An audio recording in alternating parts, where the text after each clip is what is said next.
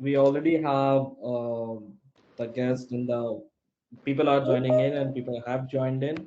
We will start the session today uh, because we need to respect both of your time as well as everyone's time. So yeah, I'll take the opportunity and very less I get to introduce the folks like Anupreet, Prakhar, and AD who have been killing the revenue numbers for their respective company as well as mobilizing the sales environment in the SaaS space and other spaces as well. So I'm Ash, I'm representing Rev. We are again back with a webinar of the series Beat Revenue Targets for 2022. And in this webinar, I have Prakhar Jain with me, Senior Director of Sales from Whatfix, and Anupreet Singh from Slintel, who was a coder, started as a coder, turned into entrepreneur, and then become a sales legend, along with Prakhar. And the session would be moderated by Abhijit, who head the sales function for Rev, comes from 8 years of diversified background in different industries. So yeah, passing on to Abhijit to run the show. Hey, thanks, Ash. Thanks. Thank you very much. Hope I'm audible. Prakhar, Anupreet, welcome. Yeah. Welcome to our webinar. Thank you for agreeing to do this. Really a pleasure to have you both with us today. Uh, we are discussing about basically buyer persona or how to identify uh, aligning your sales, right, with the buyer function, right, the buyers. So just wanted to have a quick thought with you guys because uh, I think I think we should start this conversation with a very basic but yet very important aspect of selling process, which is qualification, right? Uh, Prakhar, I'll start with you. How important is to have a detailed qualification process, right, to help you understand your buyers or customer better?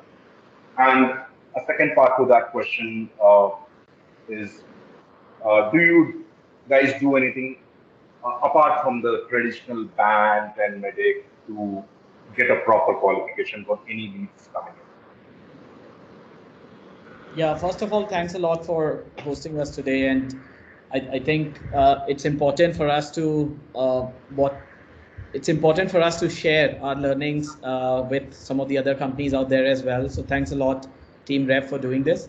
Now, to answer your question, Abhijit, in specific, uh, qualification is one of the most important aspects of a sales process, if you see.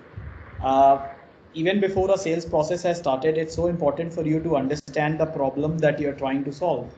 A lot of times what happens is that sellers actually get into the mindset of, hey, this is my product, this is what it does, and this is what it's going to solve for the customer. But more often than not, the same product is able to solve 10 problems at the same time. Are you trying to position it right? And that's what qualification does, to understand the problem itself. You know, if you look at a very typical analogy that you would have heard several times in blogs and some of the other webinars as well, is that when you go to a doctor, basically, they don't just give you a paracetamol or a common cold medicine and send you away just because you're coughing or just because you feel temperature. They ask you a bunch of questions to diagnose it, right? Why do they diagnose it? Okay, when did it start? When was the first time you had fever? How long have you had it? Have you had any medicines in the meanwhile? And all that is just to get to the bottom of the root cause of the problem statement itself. And that is exactly what you are trying to do in a qualification process. Yeah, there could be so many different ways of ultimately finding what the problem looks like, but ultimately that's what it does. Now, to very briefly answer questions and then pass it on to Anupreet to add his thoughts as well, is that band, medpic, etc. are different ways of actually reaching the same destination. These are different paths of getting there. Now, as a company, if there is a mixture of band and medic that actually gets you to the same path, you create your own version. According to me, there is no standard version that every company should follow just because somebody has said it.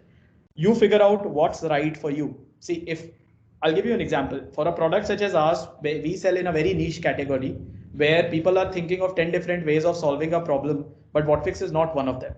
And it's because the technology is so new and they tell us that, hey, why didn't you guys reach out to us earlier? So it's a marketing and sales problem at the same time. But again, Now, if we go with the typical banked approach of, hey, you tell me, do you have a budget or not? They're like, dude, I just realized you existed 5 minutes back. What budget are you talking to me about?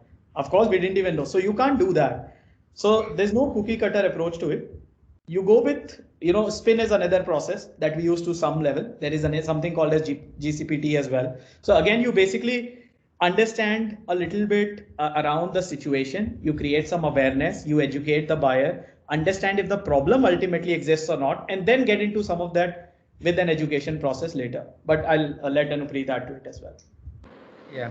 First of all, thanks a lot for having me on this session. And alongside Prakhar, especially, I've learned so much from Prakhar, and having this for me, this is an educational session as well. I'm just probably making notes wherever I see something amazing coming out of Prakhar. But about qualification, I absolutely second Prakhar's thought. There's no question about the fact that qualification is one of the most important aspects of a sales process. The reason being that a wrong qualification can mean that you wasted everyone's time in the journey. And if you've qualified a prospect early on, it could also mean that you've sold churn, and you're also wasting customer success's time. I'm not just talking about wasting everyone's time in the sales process. I'm also talking about wasting time in customer success and probably product team as well. I've seen instances where we've sold churn to begin with, and we could have identified this as the churn right from the SDR stage. So, and as Prakhar mentioned, I think this is an ever evolving process. You can't settle in with a certain, qualification method and say that this works for me or this does not. I think you need to come up with your own process. At Slintel, we have our own process of qualification. We call it DCB, and it stands for data, committee, and budget. Right. So D is data. We're a data company. We have to make sure that we have enough data for that use case in the first place. If an SDR is selling on a certain spin or medic or anything of that sort, but in the end Slintel did not have the data to sell to this particular prospect, we're doing a wrong qualification, and then everyone will suffer, including the customer account executive and eventually the customer success manager. So it's very essential that we understand that what fits into our bill, and based on that we present our own version of a sales qualification process. But there should be one.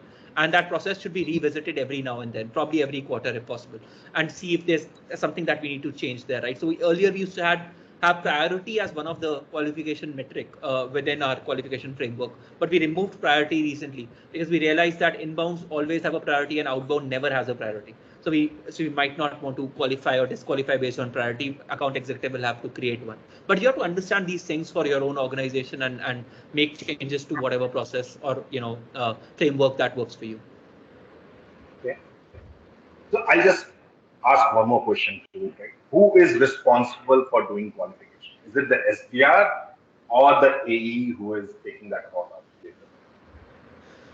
I think at the cost of sounding controversial, I would say that we should definitely not let the account executive be the custodian of saying whether this is a qualified opportunity or not. I think it should be the playbook. So neither the SDR nor the account executive who decides whether a certain lead is an opportunity or not. And it should be black and white on a piece of paper, right? In your playbook. So and the qualification mechanism should be as quantitative as possible. It should not be subjective, right? So if your qualification criteria has one of the criterias as let's say, was the guy interested, right? So interest as a broad qualification criteria. I mean, you can't judge interest in a black and white way. There will be some gray to it, right? Account executive might feel that there was no interest. SDR might feel that there was so much interest. What are you talking about, right? So you have to quantify things in numbers, I would say, and quantify and put it in a piece of paper, and then that paper decides whether it's an op or not. So in my opinion, it should not be SDR or account executive, and for the sake of sounding controversial, definitely not account executive. If you have to give it to someone, it shouldn't be account executive. So that's my way of operating. Prakhar, your thoughts on that, please? Yeah, I'll answer that question in two different ways. So one is, your question might also mean that, for early stage companies where they have only AEs, of course, AEs will have to do it. But I'm assuming your question is more for a case where, okay, it's mid-sized companies and SDR AE structure is now very well defined. So in that sort of a scenario, what I would suggest is, yes, there is an initial qualification process as per the laid out rules of engagement, like Anupreet laid out, that SDR should do it. But I also believe that qualification is an ongoing process. Okay, you can't just settle in with what the SDR has given you.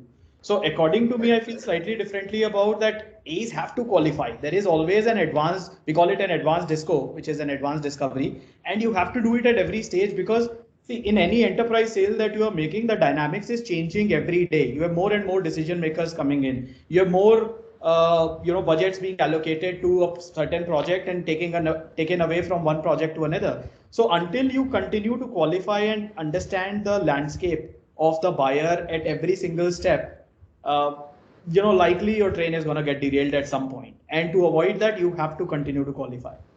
And but of course, in a transactional sales process where the deals move really fast, I don't think that this would be entirely relevant.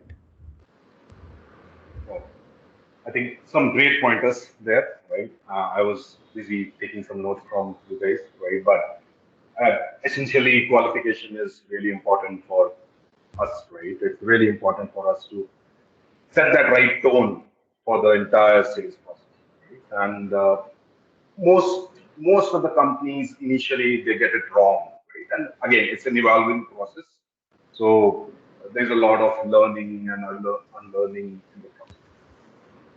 Cool. I think moving on.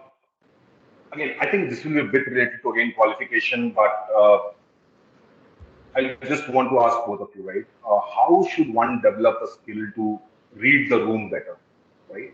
Uh, Multiple stakeholders you are talking to, right? How do you identify your champion, your influencer, and most importantly, your blocker? Yeah, I can go first. So I think I'm a firm believer of reading psychology, and I actually have interest in psychology to the extent that I might consider sometime doing probably a master's in psychology if I get a chance. That's the extent to which I like reading about psychology. So and that has helped me understand human behavior or human facial expressions slightly better than an average Joey.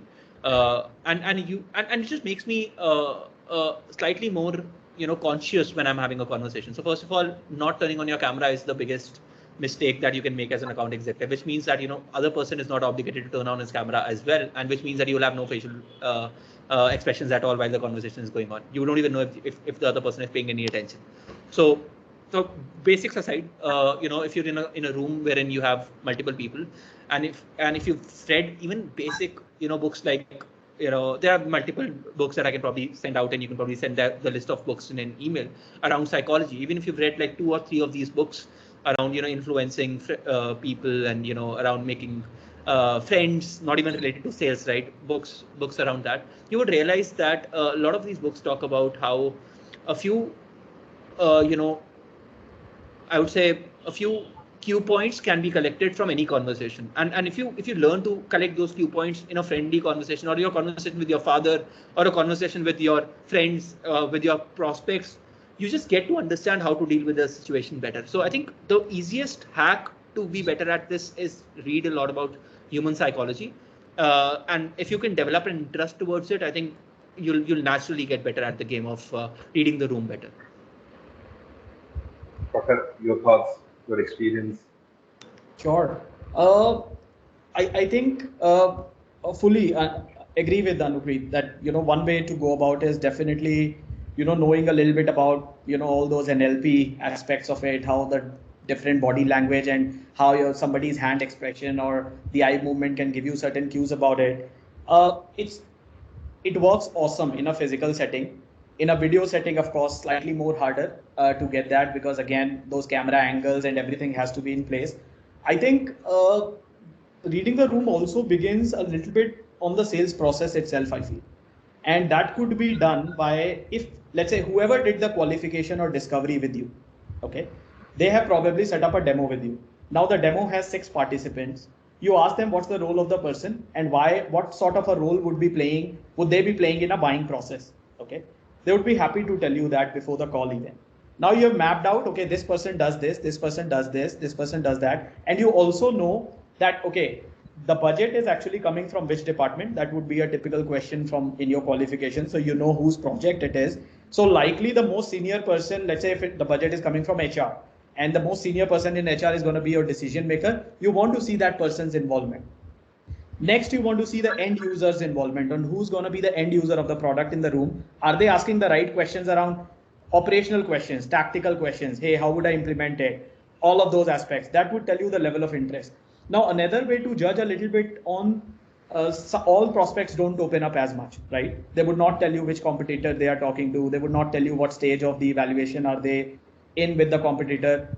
So again, how do you judge that? In a particular call, look for specific jargons that your competitor uses. Okay. Now, if they are asking those questions around a functionality and that same functionality is what your competitor boasts about all the time, it's clear, right? They're talking to them as well. They can't make it on their own. It can't be a coincidence. So now slowly you have to identify these different people into different buying committee members as well. Champion, positive influencer, negative influencer. I'm an IT guy who all I care about is security. There's a decision maker who relies on the champion and positive influencer. And then there could be, a couple of people who are probably neutral towards the project, but have been added for various reasons. Again, it totally depends on how big the sale is, etc., and your number of people in the buying committee might be less or more. But these are some ways that we have tried in a virtual setup and has kind of worked for us. Sounds really interesting. Yeah. And I think, again, for an AE or an SDR, this again to learn is a continuous process, right? You will never get it right at the first time, right? Yeah, you will make mistakes. You learn from your mistakes. And then, as Prakhar mentioned, you have to jot down all the points of who is there in the meeting, what role he has, why he's there in the meeting, is he a decision maker? And these kind of things will really help make that decision possible. So I'll add another point on that, Abhijit, because you mentioned. Sure. See, a lot of people, I think a lot of salespeople specifically struggle to identify the difference between a champion and a coach. Okay. Right. A coach is somebody who would give you every single information about the project, but they would not disclose a lot about the competition. They would not disclose a lot about their internal proceedings. They would only give you as much as is needed. Okay. And it's easy to confuse a coach with a champion. Now, when you try to open up too much to a coach might be a champion to a competitor. Right. Okay. So it's very important to understand that difference. A champion is somebody who would bat for you. Even if you are not there, they would bat for you internally in that committee meeting and fight for you in front of the decision maker. But a coach will not. Okay. Right. And there's a very thin line to that. And a lot of salespeople end up confusing with that. So I think it's very important. And I mean, you'll get it wrong all the time. We get it wrong even today after several iterations and so much training that we do. Because you're dealing with humans, right? So it's not that easy and robotic a process. And just to add to that, I think one thing that people don't value enough is asking, the questions that you feel are difficult, but are not really as difficult for the prospect to answer. So just to read the overall sense of the room, you can actually ask very, very blunt and straightforward questions that account executives sometimes shy away from asking, but they don't really understand that these questions would not be as difficult for the prospect to answer. You just sometimes account executive psyche is that they would just think in their head that if I ask this question, then this would happen, and if that happens, then the deal might take a toss. But you don't have to think so much before asking a question that might just help you understand who is a coach and who's a champion in a conversation, and who should I rely on and how much should I rely on. Sometimes asking a straightforward question also helps you read the overall room better. Anupreet, if you can share a few examples of what kind of questions we ask, I think the audience will love to hear that. Yeah, I think, in continuation to what Prakhar was explaining around trying to figure out through jargons if a competitor is in the game, is in the play or not. If I, say, for example, I'll give you an example by taking some names, right? Our biggest competitor is ZoomInfo. So if I understand that this person is talking about having, most number of customers in his conversation, so, he's asking me the difficult questions around, how do you compare to a company that has so many more customers than you, how do you deal with the fact that this company has been acquiring so many other tools, and it now has, a conversational intelligence platform, blah, blah, blah, right? And 3 other cues that he's dropped around the fact that this is indeed ZoomInfo. In my next question would actually put forward the name because now I'm confident that it is ZoomInfo because he's spoken about an acquisition. He's spoken about the fact that it has most number of customers in my array of competitors. So in my next conversation, I would say, so what, with ZoomInfo or any customer, any company similar to that, right? So if you observe, this person never said ZoomInfo, but my immediate next statement, I said ZoomInfo, just to validate and see his reaction, whether in that reaction or in that next statement, would he validate that it was ZoomInfo, or would he say that, ZoomInfo is not even into consideration because, we were absolutely against the idea of going with them because they are too big for us, or, their customer support is not as good, or whatever the reason might be. So I would like to nudge him with my next statement saying that, ZoomInfo has some of these advantages, but you have to be cognizant of the fact that it's also whatever, right, expensive, or it also comes with a few disadvantages or something of that sort, right? So I would try to have that conversation and then throw a question around, is there any other competitor that you want me to give you a comparison against? So present a question in a way that I'm adding more value to it, right? So instead of asking, are there any competitors in the play, I would ask, is there any other competitor apart from ZoomInfo that I can give you a comparison sheet against? And then, maybe he'll open up with another player name, another player, and I would probably give a quick, comparison against that and send some collateral around that as Right. I'll give one very quick that works all the time as well. So let's say Anupreet is the CIO of a company we're talking to. Abhijit is on as well, and then there's Mike. Okay, video is turned off. We have no clue what's going on, if they're imbibing or not. We requested, in fact, at the start that, hey, are we going to have a video conference call? And the answer was, hey, no, we don't have a video sharing policy, etc. Let's just continue. So we sort of obliged, and okay, we turned off video off as well. We have no clue what's going on. Now, in the call, sometimes it's very important to ask those hard questions, okay? Where in between, when you're pausing and saying, hey, does this feature make sense to you? And the response that comes is somebody unmutes themselves, and Anupreet as the CIO says, looks good, please continue. Okay, and the AE just continues. My point here is pause and ask, okay, hey, Anupreet, could you tell me what in specific did you like the most until the parts we have covered today? Because I also want to structure it in a way that this is the most meaningful to you. So anything you would like to highlight, make them talk. They have to talk a little more, and that's another way to sort of go about it. They'll give you those answers, and you'll get those cues on the engagement. Probably the guy was not, Anupreet was not even listening. How do you know? And this would give you a way to get that engagement. And a lot of times, people ask questions like, like questions that are yes or no, right? I am a big fan of questions whose answer is not yes or no. So I would take a pause and I would ask question like, do you think how do you think your team will use this, right? So I've just presented a feature and I'm like, how do you think your team will use it? And now, he has to think and process and respond. And if he's not able to respond to me in the next 3 seconds, I know that he was not even listening.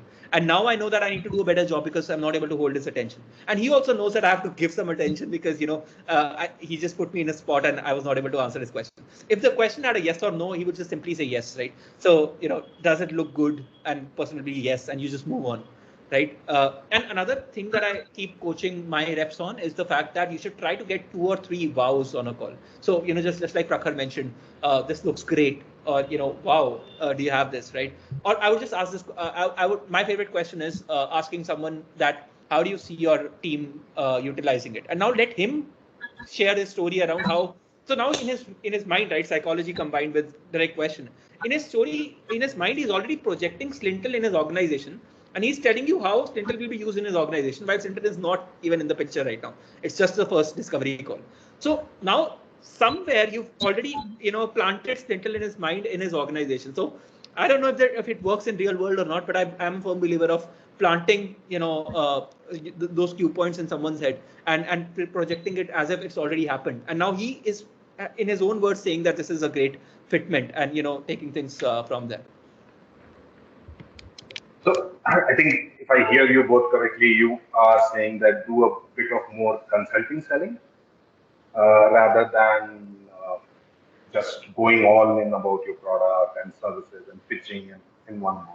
Yeah, I mean, it's never about our product. I would say it's always consultative. It has to be consultative. It cannot be about our product. I mean, if it was that, I would just send a video to my prospect and ask him to play it, right? If it was just about my product, it has to be a conversation. It has to be human to human. It has to be consultative. Prakhar, you said that you have to do a lot of, you have to educate your customers a lot, right? And that plays a role there as well, right? Absolutely, big time. I mean, in a lot of cases, depends on the type of product you're selling as well. But if you're selling in a niche category, a product that is new, which is a category creator, lot of education and awareness needed, lot more than anybody can imagine.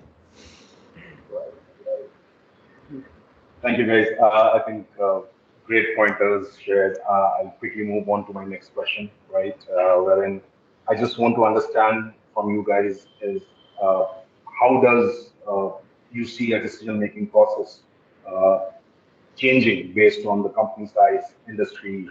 Also, if you can shed some light on the closure cycle and the sales process for, like, let's say someone like an SMB or a mid-market or an enterprise for that matter. Yeah. Uh, Anupreet? Sure. So we sell across the board. So we start from a one employee, two employee, entrepreneur-led company to a 10,000 plus employee company.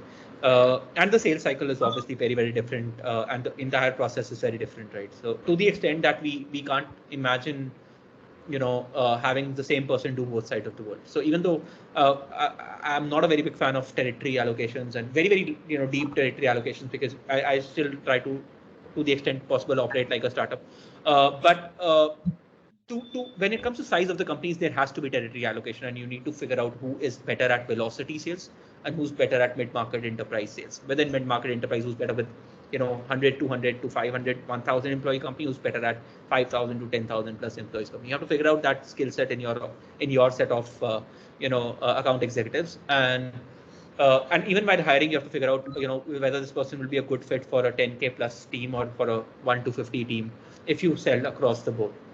Uh, the answer, I can go on this one for a very long time, but in the interest of time, I'd like to summarize this by saying that in the 1 to 50 employee company, you are not doing a good job if you're taking more than 2 weeks to close the deal, because the deal size will be only so much, right? While so you need to have, from a personality standpoint, you need to have people who are by nature impatient, who will be aggressive in their follow-ups, who will be very good with their qualification process for that matter. So they're not wasting their time on the wrong lead, because they know that if they have only 4. So in our company, for example, 1 to 50 employees team builds and closes the pipe in the same month. So they might just enter the month with 0 pipe and might just end the month with their target achieved. The 1 to 50 employee team that I'm talking about. So they can't spend the first 2 weeks with prospects that will never close. So they are very good with qualification. They're very snappy in terms of dropping a prospect that is not working out in their favor, and they're very quick with responses. They might not send the best emails, but they're very good with sending quick responses and making sure that the momentum is pretty fast. And from a demo to a closure is not more than 3-4 days to 8-9 working days. That's the goal that they have. On the other side, we need to have people that are not at all impatient when it comes to enterprise and mid-market sales, right? Because it can take up to 3 months, 4 months. It can take 1 year of vendor registration in those kind of deals. And someone who's been closing some small deals, but every day, will become very impatient when he joins that team, right? So companies from which we hire people in the enterprise team are also very different from companies from which we hire our velocity sales folks, because they come with 7 years of experience selling to these vendor registration and compliance teams and security teams and going through all of that, while velocity teams are all about closing these quick 5K 10K deals every now and then, and moving on to the next deal right after that. So you need to figure out divide your team by personality and coach in separate shapes and forms to both these teams, and have different expectations from the team when it comes to sales cycles, deal size, etc. Most important thing being deal size and sales cycle when you have to evaluate them. Prakhar, before coming to you, I just want to ask one question to Anupreet. You said about hiring, right? For those 1 to 50 buckets, right? Anything key notes you can share that these are the few qualities which I look into a rep when I'm interviewing them or when I'm evaluating them? So especially in the 1 to 50 category, I experiment a lot. A lot of my 1 to 50 team members are ex-SDRs, are from absolutely non-SaaS backgrounds, and we've coached them into becoming account executives. The only thing that we evaluate for is the intention to work very, very hard, because they might have 6 meetings in a day. And then they'll have to do follow-ups with all of these, on the next day, and they'll have to send emails to all of them on the same day after the meetings are done, and so on and so forth. So hard work and intention to really prove a point. And I like to have first-time account executives in those teams. So I would say really hard work and the intention to really make a mark in the SaaS side of things. And ones who've never gotten an opportunity to do that are the ones who do the best in the 1 to 50 category for us. And then a lot of them are moved to 51 plus if they feel that, you know, now they've done this for a while and now they want to learn, but only after a learning curve of like good 2 to 4 weeks, wherein they learn what's the difference between the two teams. But going back to the original questions, your pointers on that, how Sure. does it change? Yeah, I think Anupreet covered a lot of it. See, broadly, I think any sales leader has to understand on why it's needed in the first place, because the buying motion in each of this is so different. In SMB, you would mostly be talking to some of the highest decision makers in the company, which is probably a CEO in a lot of cases, a VP of a particular department if you're selling a particular product to that division. So usually the highest of personas, very less decision makers in general, right? One or two people taking the decision for the org, because it's an agile org. It moves fast. They don't have the time to evaluate 10 vendors, do 10 POCs, and then get to conclusion. So again, that process is very, very good. Mid-market, some more layers, because some managers have come in, they want to add value as well, more nuances there, right? So it's slightly more elongated. So again, to Anupreet's point, the type of people you hire changes in SMB versus mid-market also, because now the people who are really good at SMB may not fit well in mid-market, because you need to be slightly more patient. And these guys, if the deals are not closing in 2-3 weeks, might just start panicking that, hey, what's going on? Am I not doing well in my career? Which is not the case. It's just a different buying motion. Now, if you move to enterprise, very different ballgame altogether. Like in certain cases at our end, sometimes, so we sell to all, we sell to, companies which are very small, under 100 employees to Fortune thousands. And basically, when you're working with a Fortune 500 company, just in one organization, you can have up to 100 meetings. I'm not making this up. You can literally have up to 100 meetings, because you're basically talking to different departments who have their agendas and sub agendas that you are basically trying to tie in, and then you are actually closing $1 million deal. But that $1 million deal that you are closing would be equivalent to 70-80 SMB deals that close at 10K as well, right? In a lot of ways. So the effort, it's not like the effort that's being put in SMB is not valid, or the effort put in enterprise is not valid. It's just that these are two different worlds, right? The enterprise guy would just have had a very different mindset and a patience level to basically run those different branches and multi-thread them, keep all influencers. See, typically Gartner says you have 6.9 people in an enterprise sale today. I strongly feel it's incorrect. We have never experienced less than 10, to be honest. It's always 10, and now it's increasing. In pandemic, it's actually doubled itself. Every decision for the smallest of ticket sizes, like 200K ticket sizes that used to be at a director level, today is going to a CIO who is coming on a call and spending 1.5 hours with us. So things have changed, and our sellers have to evolve accordingly as well. And that's why you need different mindset people in each of these motions. It's important to segment it out, because one who is doing very well in one may not do as well in another. Again, broad topic. I mean, there's just so much to share on this, but I'll stop here. Yeah. Anupreet, do you want to add anything, or we can move on to the next? I think we can move on to the next question, because we can add on this forever. Yeah. Right. Thank you, guys. Thank you for sharing that. I think most of us are selling in multiple geographies, right? Does geographical presence impact the buyer decision-making process? And if so, then how much? And what's the workaround? I can go first, but I think Prakhar has more experience than me on this one. So at Slintel, we've focused mostly on US and India as the two geographies, and we've done only inside sales. And with my previous organization, Metal, we also had an only inside sales motion, even though we were selling across the world. I have a very, very strong opinion around the fact that it does not really matter if the person is based in the same country or based out of somewhere else. The quality of the person matters. If you're hiring someone in that country because you can't get the same quality in another country, that could be a reason for hiring in India.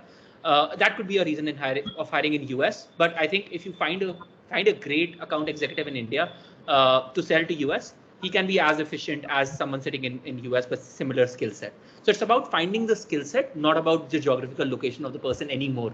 And I have a very, very strong opinion about it that I keep talking about wherever I go.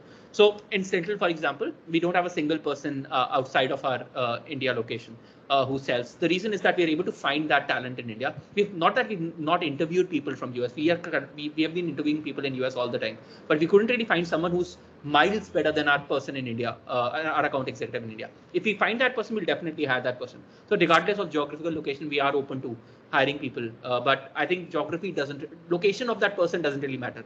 And in terms of expanding to different geographies, I think that was also a part of that question. I feel it should be a country at a time and not a geography at a time or a continent at a time. A lot of sales leaders or a lot of entrepreneurs that I speak to tell me that I want to start with APAC and Europe as my strategy, and I just shoot them down immediately. And I'm like, dude, APAC and Europe in itself is like, you're talking about more than 100 countries right now. Do you really? Are you sure you want to do this? Why don't you pick up just one country at a time and just crack that really well and then go to the next country? And we feel that we've not reached that stage wherein we need to think beyond US. For that matter, I'm not sure if you know this, but Sixth Sense is valued at more than $2 billion and still is selling only in US and Canada as their geographical location, right? So I mean, they've still not thought about expanding to other geographies, and they've reached $2 billion. And our biggest competitor, ZoomInfo, also still I think gets around 85% of their revenue at a $20 billion valuation from US and Canada. So you have to understand that if you identify your right market, then there is so much that you can do in the same geographical location without expanding.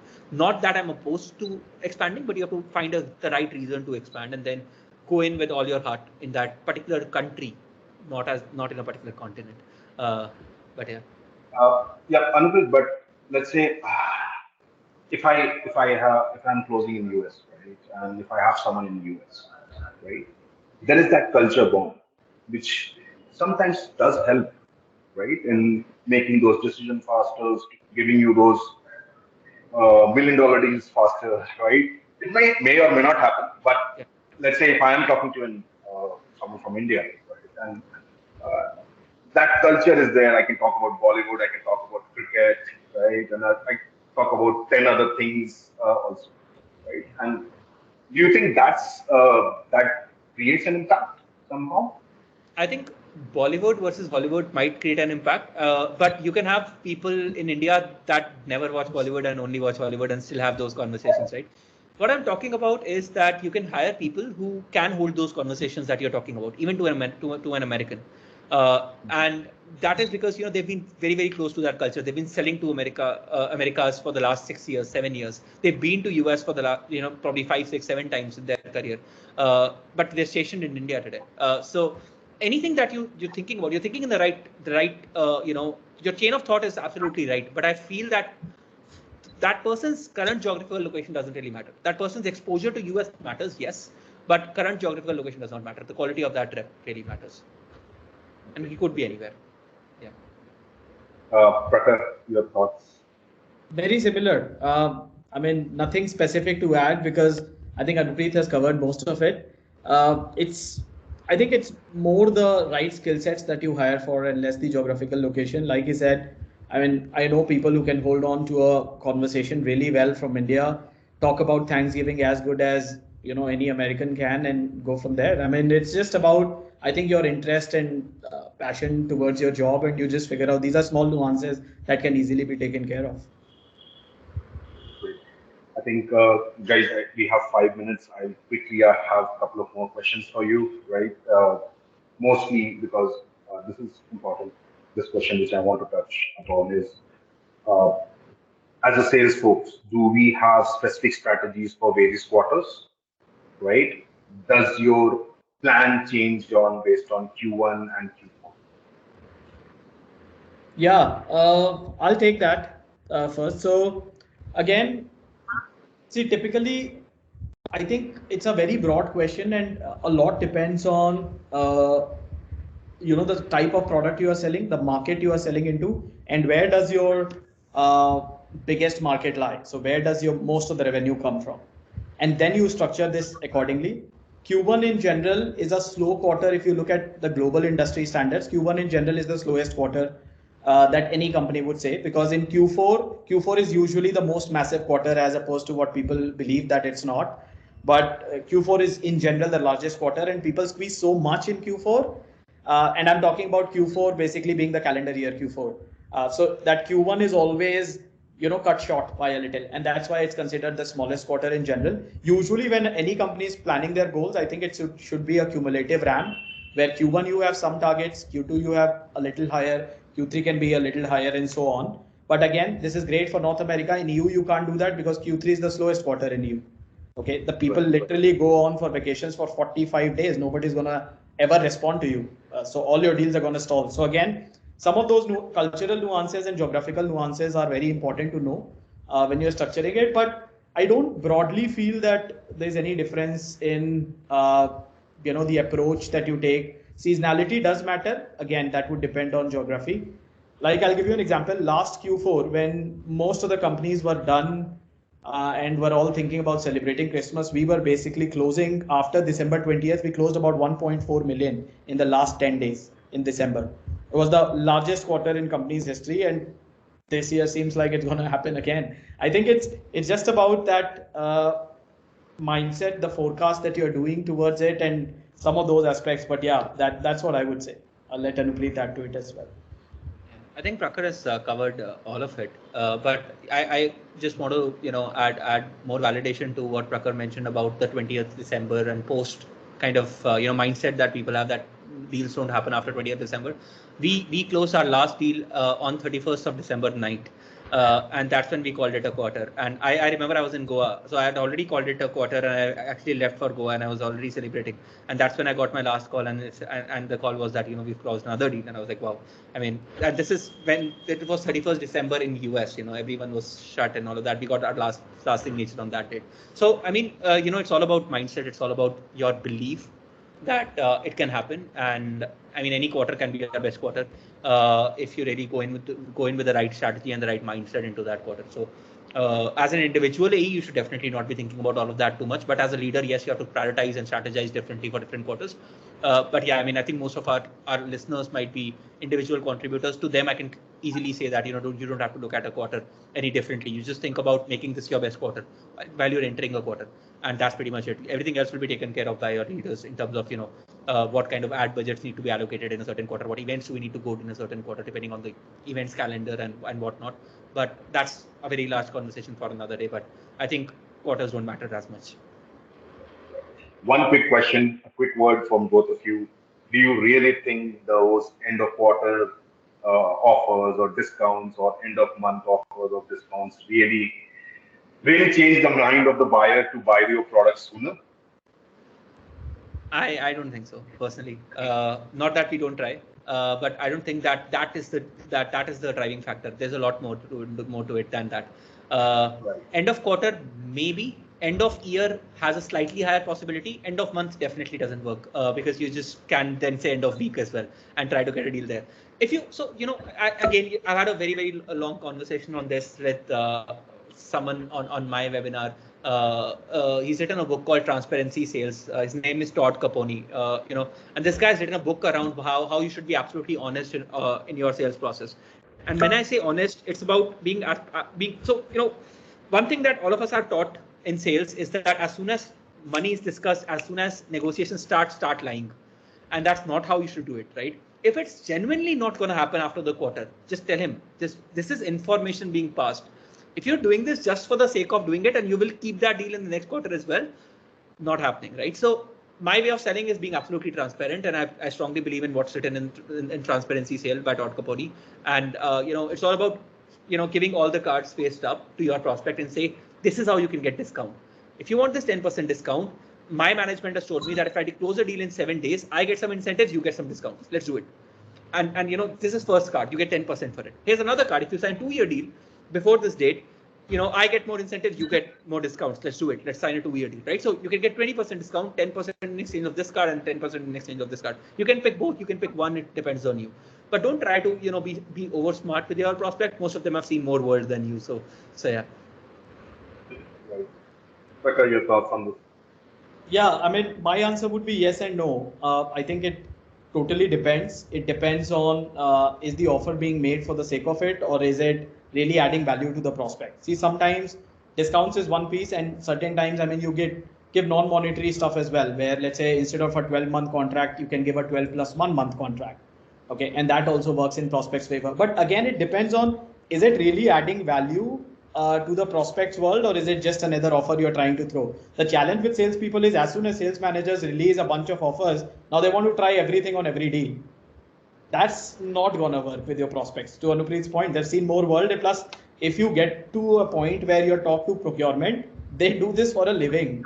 Just understand, you close few deals for a living, and they do this for a living as well. They know what you're trying to do when you're bringing an end of the quarter offer, and they know that it will mean to you because the business is earned and you're graded that way, but it's not going to change the pricing meaningfully. Like, a lot of sales guys have a pitch that, hey, our pricing is going to change next quarter. They don't care about it. Trust me, they don't. So again, it depends on what offer you're making, what is the right time you're making, and is it adding value, where you position the offer in a way that, hey, I don't want to give you any discounts because I don't think it's going to change a thing for you. You already have the budgets allocated for it. Why don't I give you an additional month? Because one of the challenges your business team was saying is they wanted to accelerate their go live timelines. And this would give them that add-on time that you, instead of starting in January, you start now. Okay. But your contract effectively will end next December only. So you don't have to pay for it. Okay, that's what we can do for you in the year 1 only, and year 2 and 3 goes as normal. So that would really help your business team, and I was thinking from that standpoint. So now when you've positioned it, they are thinking, yeah, the guy's thinking about me, this offer makes sense, and a few $1,000s here and there probably might not. So again, positioning that right and trying to add to the value of what they would be getting, I think is a better way of going about it. Thank you, guys. Thank you very much. I think that's all the time we have. Thank you very much for coming on our webinar, sharing your thoughts, experience. I think we had a couple of audience questions, but we'll try to pass it on to you guys if you can share your thoughts as well on that, and then we'll just write them back. Right. Thank you again. Thank you very much. Thank you guys for joining in. Have a good one. Thank you. Thank you, Anupreet. Thank you, Prakhar, for joining in. Have a good one. Bye-bye. Thank you so much, Abhijit. Thank you, Ash, for having us. Thanks. Thank you. Bye.